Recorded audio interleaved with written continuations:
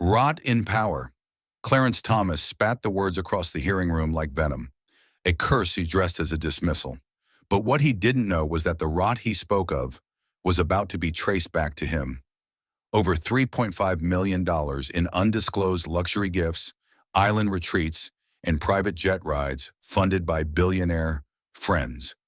A paper trail stretching 2 decades, hidden from the public, now stacked in the hands of Congresswoman Jasmine Crockett.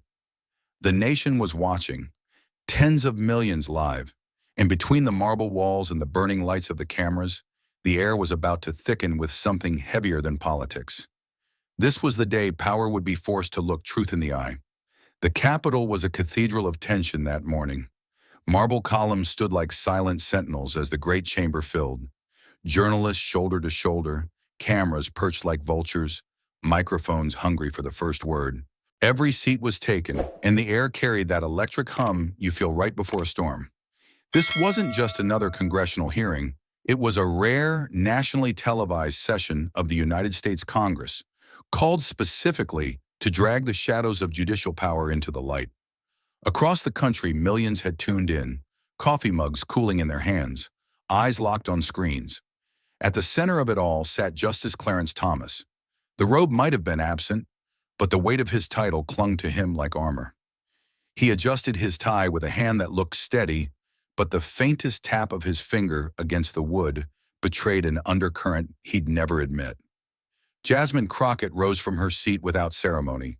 No polite greetings, no procedural warm-ups. She didn't need them. Her presence alone seemed to tilt the energy in the room, sharp, unyielding, and utterly unwilling to waste a second. Her voice cut through the murmurs like a bell. Justice Thomas, how many luxury vacations have you accepted without disclosing them? The words landed like a gavel blow. For a heartbeat, the chamber froze. Even the whir of the air vents seemed to quiet. Thomas's eyes flickered, not with panic, but with the brief, involuntary recognition that the opening strike had been direct, calculated, and already too close to home. A reporter in the front row shifted, scribbling furiously. Somewhere behind the cameras, a producer mouthed to his crew, "That's our headline." Thomas leaned back slightly, the leather of his chair groaning under the motion. His jaw tightened, but the rest of his face was a mask, one honed over decades of public scrutiny. Still, those watching closely might have caught the way his gaze darted to the stack of papers in front of Jasmine. She didn't blink. Her hands rested on the table, fingers curled lightly over a manila folder, as though daring him to answer. Behind her, the seal of the United States gleamed against the wood, a reminder that this was no private conversation. This was the nation's business, playing out in full view. A cough echoed from somewhere in the gallery. A camera zoomed in on Thomas's profile, catching the faint ripple of movement in his throat as he swallowed. His voice, when it came, was even, measured. "Congresswoman, But Jasmine cut across him, her tone still calm but now edged with steel. "It's a simple question, Justice. A number. That's all the American people are asking for right now." In the control rooms of news networks across the country, directors barked orders. "Stay on her. Split screen with him. This is it." Thomas's mouth pressed into a thin line. He glanced down at his notes, then back up at her, weighing his next move with the caution of a man who knows a wrong step here won't just make tomorrow's headlines. It could define the rest of his career. Somewhere in the gallery, a phone camera clicked, the sound echoing faintly through the high-ceiling space. Every second stretched longer than it should, the silence becoming its own form of testimony. And then, just barely, Thomas's lips parted, enough to suggest he might speak. But Jasmine didn't let the moment slip away.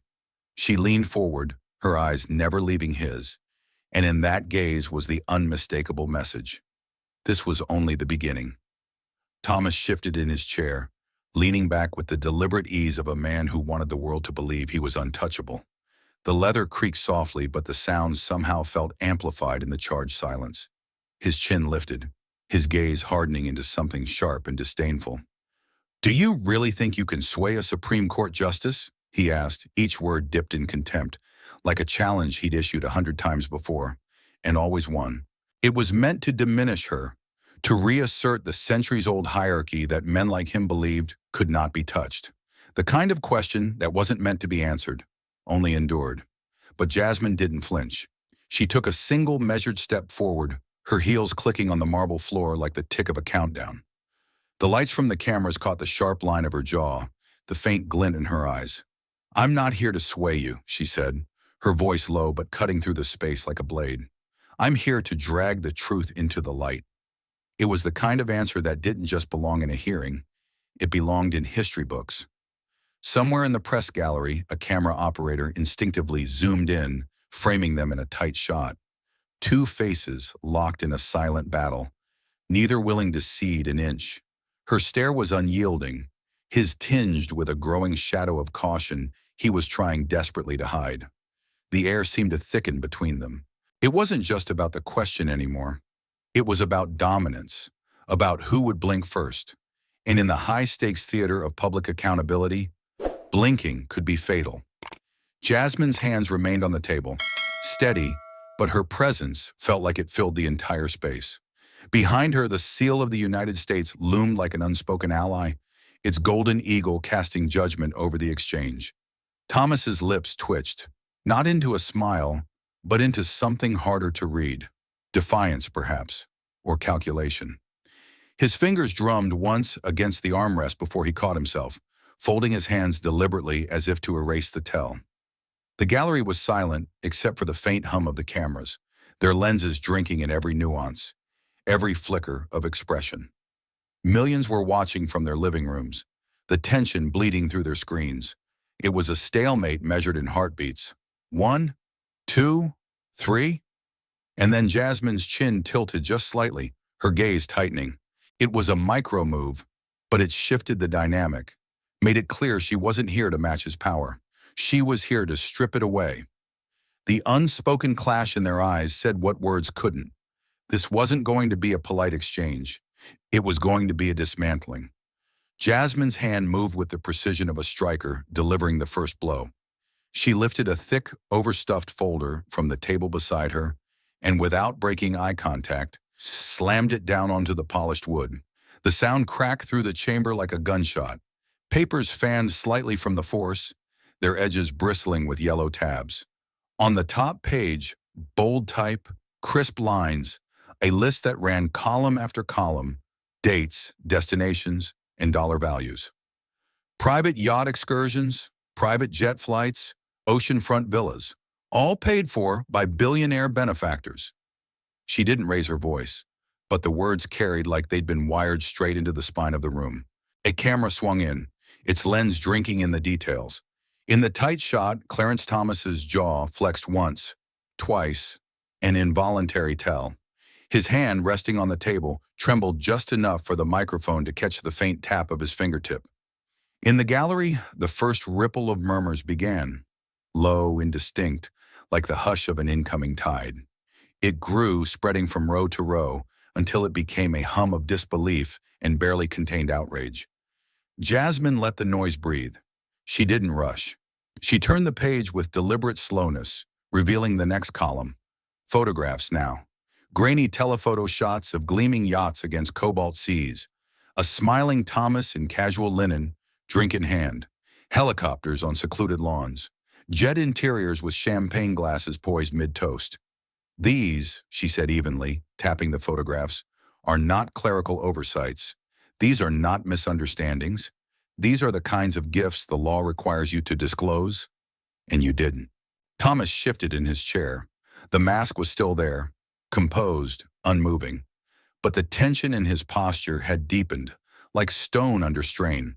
He opened his mouth to speak, but the timing was hers, not his. "We are talking about over 20 documented luxury trips, Justice Thomas, spanning more than a decade, paid for by individuals with cases before your court. And you," she tapped the folder again, the sound a sharp punctuation, "never reported them." The murmurs spiked again. In living rooms across the country, people leaned forward. The words "never reported them" seemed to hang in the air like smoke, impossible to ignore. Thomas's fingers flexed against the tabletop, then stilled. He inhaled once, steadying himself, but the rhythm of his breathing had changed. Faster now, shallower. Jasmine closed the folder, but kept her palm resting on it, as though it were a weapon she wasn't done using. The American people deserve transparency from those who wield the highest power in our judicial system, she continued, her gaze drilling into him. You've had decades to prove you can be trusted with that power. Today, you will answer for why you haven't. In the corner of the room, a network camera light blinked red, feeding the moment live to millions. Every syllable was being etched into the public record, into the court of opinion that no robe could shield him from. Thomas blinked once, slow, his lips pressed into a line so thin it was almost invisible. His right hand moved to straighten the papers in front of him, a pointless, mechanical gesture meant to buy time. But time here was not his to buy. Jasmine's voice, when it came again, was quieter now, but somehow even heavier. This isn't about where you traveled, Justice Thomas. It's about who paid for you to get there, and what they expected in return. The hum in the gallery swelled again, and as the camera zoomed tight on his face, the nation saw it. A flicker, just a flicker, of something breaking through the mask. And if the mood in the room was any indication, everyone already knew which was stronger. Thomas finally straightened in his chair, adjusting the knot of his tie as if the simple act could restore control. His voice came low at first, then sharpened into the clipped cadence of someone accustomed to ending arguments with a sentence. This is nothing more than a clerical error, he said, letting the words ring against the marble. A cheap political attack designed to smear my name. He delivered it like it was a shield, thin, polished, and meant to deflect the weight of her accusations, the kind of practiced line that had been rehearsed in private, measured for impact, and deployed in countless public storms. But this time, it landed in a room already heavy with doubt. Jasmine didn't even blink. She stood with the stillness of someone who'd seen every dodge in the book and had the counterpunch ready before he'd finished the first word. Slowly, she leaned toward the mic, her tone chilled and razor clean. Politics didn't bring you here, Justice Thomas. Her eyes locked on his, unblinking. Greed did. The words didn't explode. They cut, slow, precise. The kind of cut that doesn't bleed at first, but burns in the marrow. For a second, the chamber went utterly still. The murmurs from the gallery died mid-breath. Even the clicking of the photographer's shutter seemed to pause, the moment freezing in a frame too sharp to blur. Thomas's gaze flickered, not away, but inward, as though measuring whether to rise to the bait or retreat into silence. His jaw worked once, but nothing came out. Jasmine let the silence stretch. In politics, silence is a battlefield, one that belongs to whoever can endure it longer. She had no intention of giving it back to him. This isn't about your title, your robe, or your seat on the bench, she continued, her voice steady, deliberate. It's about the choices you made when no one was supposed to be looking. And now, she tapped the thick folder in front of her. Everyone is looking. The camera zoomed in on his hands. The right one was still resting on the table, but the fingers had curled slightly. The skin stretched tight over the knuckles. A tiny twitch betrayed the strain. In the gallery, a man in the second row folded his arms, leaning forward. A woman beside him shook her head slowly, lips pressed into a thin line. Across the country, millions watched the feed, some nodding in grim recognition, others muttering at their screens. Thomas's lips pressed into a line. When he spoke again, it was quieter but tinged with irritation. You're twisting this to fit your narrative. Jasmine allowed herself the faintest of smiles, not of humor, but of certainty. No, she said softly. I'm unfolding it so the country can finally see the truth. Her words hit with a weight his rebuttals couldn't match. The balance of power in the room had shifted, and it was visible. The confidence in his posture had thinned. The rigid set of his shoulders was no longer the stance of a man who believed he could walk out untouched. She reached for the next sheet in the folder, but didn't lift it yet. Instead, she rested her fingertips on the paper, as if feeling its weight. Shall we continue? She asked, not as an invitation, but as a verdict already in motion. And Jasmine, knowing the advantage was hers now, reached for the next document in the stack. The dismantling was far from over. The chamber doors creaked open. It was subtle at first, but in a room wound so tight, even the smallest sound drew eyes like a magnet. Heads turned. A figure stepped in from the hallway, Tall, deliberate, moving with the controlled precision of someone who knew their presence was about to change the course of the day. A former aide to Clarence Thomas. The sunglasses were an odd touch for an indoor hearing, but they lent the moment an undeniable gravity. In one hand, the witness carried a slim black USB drive between two fingers, holding it the way someone might carry a blade. Not for show, but for use. The click of their shoes on the marble floor echoed in the chamber, punctuating the distance between the doorway and the witness table. With every step, the murmurs in the gallery grew louder, weaving into a hum of anticipation. Thomas didn't move at first. Then, barely perceptible, the shift came. His eyes flicked toward the drive, just for a second, but enough for the cameras to catch it. The look wasn't curiosity, it was recognition, and something colder. Jasmine tracked him the entire time. "Madam Chair," the witness's voice was steady, carrying just enough volume to be picked up by the mics. "I have here a series of internal communications between Justice Clarence Thomas and a private benefactor." The phrase private benefactor landed like a drop of acid in the room. Jasmine leaned forward. "Please, go on." The aide set the USB on the table. It was a small, unremarkable object, until you considered what it might contain. "These emails," the witness continued, "explicitly discuss giving priority consideration to legal matters connected to close political allies of the benefactor. The language is unambiguous." A rustle of disbelief surged through the crowd. One man in the gallery whispered, "My God," and didn't bother lowering his voice. Thomas's jaw set. His gaze was locked on the USB, as if sheer force of will might erase whatever it held. Jasmine didn't give him that luxury. She gestured to a staffer, who plugged the device into the committee's display system. The screens around the room flickered, then lit up with the first page of an email chain. The header was unmistakable. From Clarence Thomas.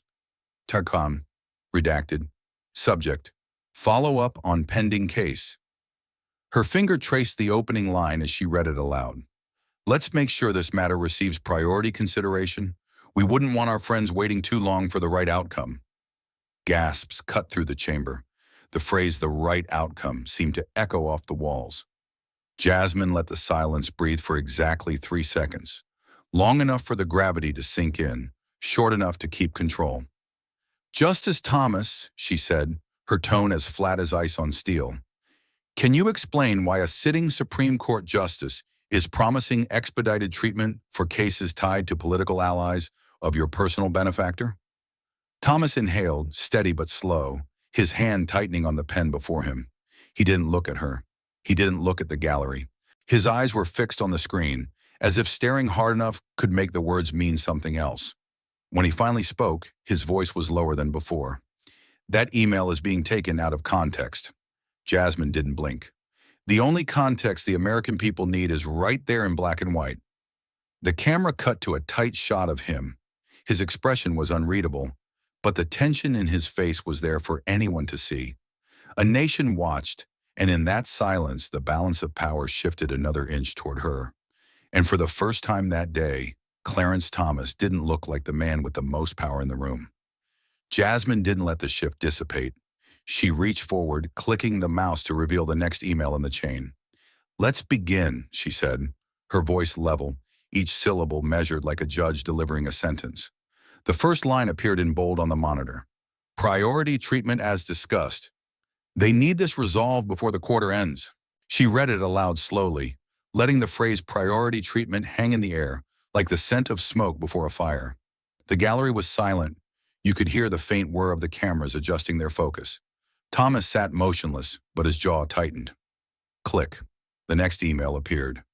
From Clarence Thomas. Takai. Redacted. Subject: follow-up. As for the pending matter, please ensure it reaches a favorable outcome. Our benefactor has been generous, and I'd like to return the gesture. The last sentence seemed to drop through the room like a stone into deep water. Jasmine leaned closer to the microphone, repeating it with precision. Our benefactor has been generous, and I'd like to return the gesture. She didn't add commentary. She didn't need to. The words were their own indictment. In the third row of the gallery, someone exhaled sharply. Another person whispered, "He actually wrote that?" Thomas shifted in his chair for the first time, his fingers tightening around the black fountain pen until the knuckles went bone white. Click. Another email slid into view. This one was shorter, but its brevity was almost more damning. "Consider it taken care of." Jasmine paused. She looked up from the screen and locked eyes with Thomas. "Justice Thomas, is that your email?" He began, but she cut in with perfect timing. "A yes or no will do." He hesitated, then said, "Yes, but—" "Thank you," she interrupted again, moving to the next email before he could build a lifeline. The fourth email was longer, a discussion of legal scheduling and backdoor access to procedural updates. But halfway through, one line caught like a thorn. "They have my word. It will not fail." Jasmine read it, then let her gaze sweep the room. "Justice Thomas," she said, her tone sharpening, "when a sitting Supreme Court justice gives his word to a political donor that it will not fail, what exactly does that mean?" Thomas swallowed, a drop of sweat tracing down his temple.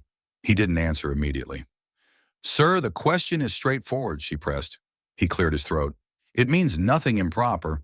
Just a reassurance." Jasmine nodded slightly, but her eyes never softened.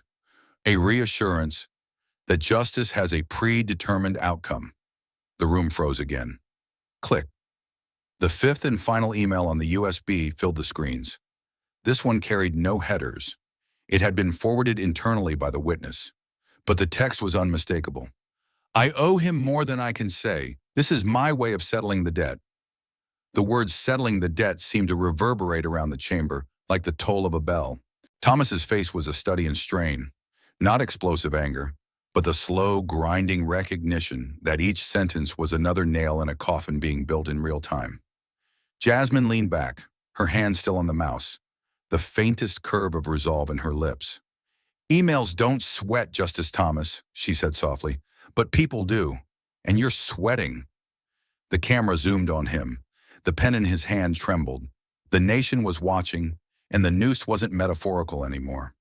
It was digital, woven from his own words, and Jasmine Crockett was pulling it tighter with every click. And everyone in that chamber, including Clarence Thomas, knew it. The pause didn't last. It couldn't. Thomas straightened in his chair, the wood creaking under the sudden shift of weight. His voice rose, louder than it had been all day, the deep baritone carrying across the chamber like a challenge. "Congresswoman Crockett," he boomed, "you are not seeking justice here. You are dismantling the very faith this nation has in its Supreme Court." The words rang out, heavy with indignation, designed to land like a moral indictment. He leaned forward, shoulders squared, his tone hardening. "You think this is about me, but it's about the institution, and you are tearing it down for your own political gain." A murmur rippled through the gallery. Low voices, some gasps, the shifting of reporters in their seats as fingers hovered over keyboards. Cameras zoomed in on Thomas, catching the slight flare of his nostrils, the carefully arranged mask of righteous fury. But Jasmine Crockett didn't flinch. She didn't even blink. When she spoke, her voice was lower, but each word cut with the clean precision of a scalpel. "Justice Thomas," she began, letting the title hang in the air just long enough to remind everyone of the irony. "Trust in the court doesn't die because someone asks questions." She took a step closer to the microphone, her eyes locked on him with surgical focus. "It dies," she continued, "because of the answers those questions uncover." The words struck like a hammer blow. The murmurs in the gallery swelled, this time with a different tone. Less confusion, more recognition. The reporters began typing in earnest now, keys clacking in a staccato rhythm that filled the silence Thomas had failed to hold. Jasmine wasn't finished. She leaned forward, her hands resting lightly on the table, the posture of someone who was not pleading, but prosecuting. "Faith in the court doesn't crumble because I stand here," she said, her voice steady, unwavering. "It crumbles when a justice accepts gifts worth millions from men who have cases before that court, and then rules in their favor." She let the sentence hang, deliberately leaving the word millions to echo. Across the room, the mysterious witness remained still, but their mouth curled in a barely perceptible half-smile. Thomas opened his mouth to respond, but Jasmine raised one hand slightly, not to silence him in the formal sense, but to command the air itself. "You say I'm tearing down the court?" she said, her tone cooling even further. "No, Justice Thomas. I'm tearing down the illusion that it's untouchable." A wave of reaction swept the chamber. Soft gasps, the faint thud of someone's pen dropping onto a desk, the click of another camera lens. For the first time, Thomas's eyes broke away from hers, scanning the crowd instead, as if searching for an ally in the sea of faces staring back at him. But there were none. Even those who might have sympathized knew this moment wasn't one to stand beside him. The C-SPAN camera caught it all. The small retreat in his posture, the way his jaw slackened, just enough to betray that her words had landed deeper than he intended to show. "Niemtin kong chetvikau hoi kuwa toi," she repeated, her voice almost a whisper now but amplified in the hushed room. "It dies because of your actions." That was when the camera panned wide, sweeping over the faces in the gallery. An elderly man in the front row leaned forward in his seat. A young woman in a red blazer folded her arms, nodding almost imperceptibly. A cluster of reporters near the back exchanged looks that said they'd just found their headline. Thomas shifted again, his grip on the pen so tight his fingertips paled. His lips pressed into a thin, bloodless line. But he didn't speak, not because he couldn't, but because anything he said now would be shadowed by the echo of her words. It wasn't just the evidence on the screens anymore. It was the optics, the body language, the rhythm of control in the room. And right now, all of it belonged to Jasmine Crockett. She didn't waste the momentum. Leaning in, she flipped to a fresh page in her notes, her pen tapping once on the table. A subtle signal that the next phase had begun. Her voice sharpened. "Justice Thomas, have you ever accepted a private jet flight from Mr. Harlan Crow? Yes or no?" Thomas's brow furrowed. "Well, Yes or no, sir?" The room froze for his answer. "Yes." Jasmine's eyes didn't flicker. She went again. "Have you ever stayed at one of his vacation properties without reporting it?" A pause. "I believe." "Yes or no, sir?" His jaw tightened. "Yes." The rhythm began. Short, staccato, relentless. "Did Mr. Crow ever have business before the court?" "I don't recall." "Yes or no?" "Yes." A murmur rolled through the chamber. The reporters in the back exchanged glances. Not one of them could type fast enough. Jasmine's tone remained even, almost calm. The control in her cadence was surgical. She wasn't just asking questions. She was walking him step by step into a box with no exit. "Did you ever recuse yourself from a case involving Mr. Crow?" "No." "Have you ever discussed ongoing cases with any political donors?" He hesitated, eyes darting to the committee members, then back to her. "Not that I..." "Yes or no?" A beat. "Yes." The sound of pens scratching paper became the only noise in the room besides their voices. By now, several senators were leaning forward toward their microphones. Not to interrupt, but because they were caught in the gravity of what was unfolding. Even political rivals sat still, the drama transcending party lines.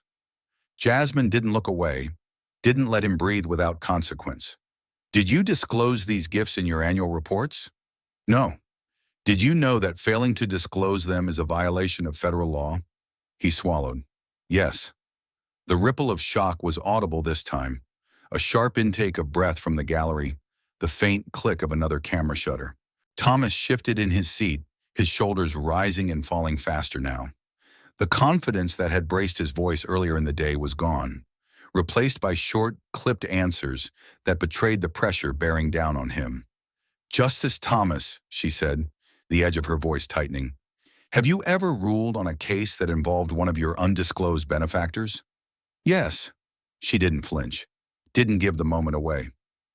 "Were those rulings in their favor?" His lips pressed thin. "Yes." The gallery erupted in whispers. Someone gasped loud enough to carry. One senator mouthed something to an aide, a message that would undoubtedly become a headline within the hour. Thomas reached for his water, but Jasmine spoke before he could lift the glass. "Justice Thomas, do you believe the American people deserve to know When their Supreme Court justices accept millions in gifts from parties with business before the court? His eyes closed for half a second too long. Yes, the trap was complete. For 20 straight minutes, she had denied him every escape route.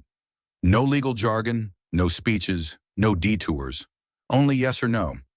By the time she leaned back, the air in the chamber felt heavier, as though everyone present had been holding their breath. The committee chair glanced down at the clock, his own posture slightly stiff, as though even he had been caught off guard by the sheer precision of her assault. Jasmine set her pen down on the table. She didn't smirk, didn't celebrate. That wasn't her style. She just watched him. And in that silence, Clarence Thomas did something rare for a man of his position. He looked away first. Jasmine didn't move right away. She let the beat stretch. 1, 2, 3 seconds. Just long enough for the entire room to feel the shift in control. Then, without a word, she reached into the folder in front of her, slid out a single USB drive, and held it up between two fingers. "Let's enter Exhibit 14 into the record," she said, her voice calm, almost conversational. The clerk took the USB and plugged it into the console. The screens lining the chamber flickered to life, the overhead speakers humming softly. A faint hiss of background noise. Then a voice. Unmistakable. "Don't worry," Clarence Thomas said on the recording, his tone casual, almost reassuring. "I'll take care of that case for you." The words hit the room like a detonation. Gasps. Audible gasps. A reporter in the second row shot to their feet, scribbling furiously. Camera shutters began clicking in machine gun bursts. Somewhere in the back, a chair scraped loudly across the floor. Jasmine didn't look at the screen. She kept her eyes on Thomas. His face stayed still, but his eyes, those betrayed him. Just the slightest flicker, the smallest narrowing, the quick dart toward the counsel table and back. She knew the look. It was the look of a man trying to calculate whether denial was still an option, or if the math had finally turned against him. The recording played on. "We both know it's better for everyone if this one doesn't drag on. I'll make sure it's handled." The clarity of his voice left no room for interpretation. No legalese. No plausible deniability. It was plain speech with plain intent. When the clip ended, the silence that followed wasn't like before. This wasn't the tense stillness of a duel waiting to be resumed. This was the stunned quiet of a room that had just seen something it could never unsee. "Justice Thomas," Jasmine began, her tone razor thin. "Is that your voice on the recording?" His lips parted, but no sound came. "Yes or no?" she pressed. He swallowed. "Yes." The gallery erupted again. Voices rising, cameras flashing, the energy electric and chaotic. Even members of the committee who had sat silent for most of the hearing now leaned forward, some with pens poised, others simply staring at him with narrowed eyes. Jasmine didn't smile. She didn't gloat. "And is that you speaking to Mr. Harlan Crow? The same individual who has provided you with undisclosed gifts for over 20 years? He shifted. "Yes." "And by take care of that case, you meant to influence the outcome in his favor?" The hesitation this time was longer. When the answer came, it was barely audible. "Yes." There it was. The second shock, sharper, more lethal than the first. And it landed squarely in the heart of his credibility. Reporters were already whispering words like bombshell, historic, unprecedented. The hashtags were no doubt forming in real time. Jasmine let the chaos play out for a moment, then lifted her voice just enough to reclaim the room. "Let the record reflect," she said, turning slightly toward the clerk, "that Justice Clarence Thomas has acknowledged the authenticity of the recording and the intent behind his words. It wasn't just about catching him. It was about cementing the damage in the official narrative, a wound that couldn't be spun away later." Thomas's hands were flat on the table now, fingers splayed, as if anchoring himself against a tide that was rising too fast to stop. His jaw worked, but nothing coherent followed. And in that moment, the reality was undeniable. No ruling had been issued against him. No official vote had been taken. But the court of public opinion? The verdict was already in. Still, Jasmine wasn't finished. Pressure wasn't just about the blows you landed. It was about never letting your opponent recover between them. She shuffled a stack of papers, pretending to search for a page. In reality, she knew exactly what came next. "Justice Thomas," she began, voice smooth. "Earlier in this hearing, you testified under oath that you have never discussed the details of an active Supreme Court case with any outside party. Is that correct?" He nodded once. "That is correct." Jasmine's gaze sharpened. "And yet, in Exhibit 14, the recording we just played, you explicitly said to Mr. Harlan Crow, quote, 'I'll take care of that case for you.' Do you recall that statement?" His jaw worked. "I recall the words, yes." "So then, which is it?" she asked, leaning in just slightly. "Were you truthful earlier, or are you being truthful now?" Thomas's eyes flickered to the committee chair, then back to her. "I may have misspoken earlier," he said, his tone suddenly careful. The room tensed. The phrase "misspoken earlier" was political and legal shorthand, and everyone knew it. "So you're acknowledging," Jasmine pressed, "that your previous testimony, given under oath, was false?" There was no escape hatch here, and they both knew it. "Yes," he said at last. Gasps swept through the gallery like a sudden gust of wind. The sound of rapid typing from the press benches grew frantic. Jasmine didn't even look at the crowd. She turned her head slightly toward the clerk and said, with crisp precision, "Please note for the official record that Justice Clarence Thomas has just contradicted his earlier sworn testimony, thereby acknowledging a false statement under oath." It was surgical, the kind of move that wasn't just about winning the moment, it was about ensuring history would remember it exactly as it happened. The clerk nodded, pen moving quickly. Cameras zoomed in, catching every detail. The tension in Thomas's shoulders, the slow swallow, the faint sheen of sweat along his hairline. For a man who had built his career on an unshakable demeanor, it was the smallest, most human gestures that told the real story now. He reached for his water glass, but his hand trembled just enough to make the ice clink audibly against the glass. The microphones caught it. Jasmine stayed perfectly still, letting the silence thicken until it became something almost unbearable. This was the moment every cross-examiner lived for, when the witness, not the questioner, did the damage. When the defense collapsed under its own weight. Finally, Thomas set the glass down. His gaze dropped to the papers in front of him, scanning them without focus, as if hoping the words on the page might offer him a way out. They wouldn't. Jasmine leaned back slightly, her posture calm but unyielding. She didn't need another question right now. The contradiction was enough. The admission was enough, and Thomas knew it. That flicker of realization crossed his face. The understanding that he had just dismantled the last line of his own defense. The cameras caught it all. The brief widening of his eyes, the way his lips pressed together in a thin line, the quick exhale through his nose. In living rooms across America, millions were watching the same thing. A Supreme Court justice caught in a trap entirely of his own making. The air in the chamber had shifted again, but this time there was no clash of wills, no parry and thrust. There was only the slow, inevitable settling of a verdict. Because Clarence Thomas had just done what no one else in that room could have done for Jasmine Crockett. He had proven her case for her. The footage was already out in the world before the clerk capped their pen. Every major network had cut into regular programming to broadcast it live. Across the country, millions of viewers watched the same image. Clarence Thomas, head bowed, eyes fixed on the papers in front of him, saying nothing. On Twitter, or what was now simply called X, a single hashtag began to surge. Dr. Thomas Gate. It started as a few posts from journalists in the press gallery, but within minutes it was trending nationwide.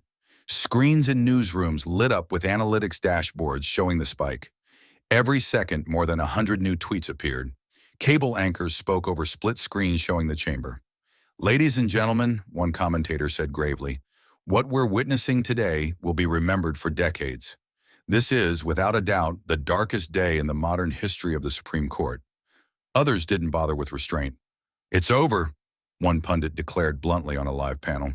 "The credibility of Justice Clarence Thomas is not just damaged, it's shattered." The hearing continued, but the public's focus had already crystallized into one unforgettable visual. The moment Thomas's eyes dropped and stayed down. That image, frozen in high resolution, lit by the sharp overheads of the hearing room, was plastered across every news site and circulating on every feed. Commentators dissected it frame by frame. "Look at the way his fingers tighten," one body language expert noted. "That's a stress response. That's someone realizing they're cornered." Jasmine Crockett, meanwhile, sat poised at the witness table, her posture unshaken. She wasn't smiling. That would have been too easy, too obvious. Instead, she kept her focus, pen tapping lightly against her legal pad, as though the storm outside these walls had nothing to do with her. But everyone knew better. Outside the Capitol, small crowds had already formed on the steps. Protest signs appeared within the hour. "No one above the law. Clean the court. Accountability now." News helicopters hovered overhead, their rotors beating the air in a steady rhythm that matched the collective pulse of the nation watching. Inside, the committee chair called for order, but the energy had shifted permanently. Thomas's allies on the panel looked less like defenders and more like people calculating how much distance they needed to put between themselves and a sinking ship. In living rooms, diners, and office break rooms, people replayed the clip over and over. The moment of the admission, the contradiction, the head bow. Some played it without sound, because the image alone said everything. By the time the afternoon sun angled through the high chamber windows, even those who had entered the day skeptical of Jasmine's pursuit were beginning to see the writing on the wall. This wasn't just a bad hearing for Clarence Thomas. This was the public unraveling of a man who had, for decades, cultivated an aura of untouchable authority. And now that authority was bleeding out, live on every screen in America. The committee recessed briefly, but the cameras never stopped. They lingered on him, zooming in on the stillness, the set of his jaw, the way his lips pressed into a thin, bloodless line. It was a masterclass in optics, not by design but by collapse.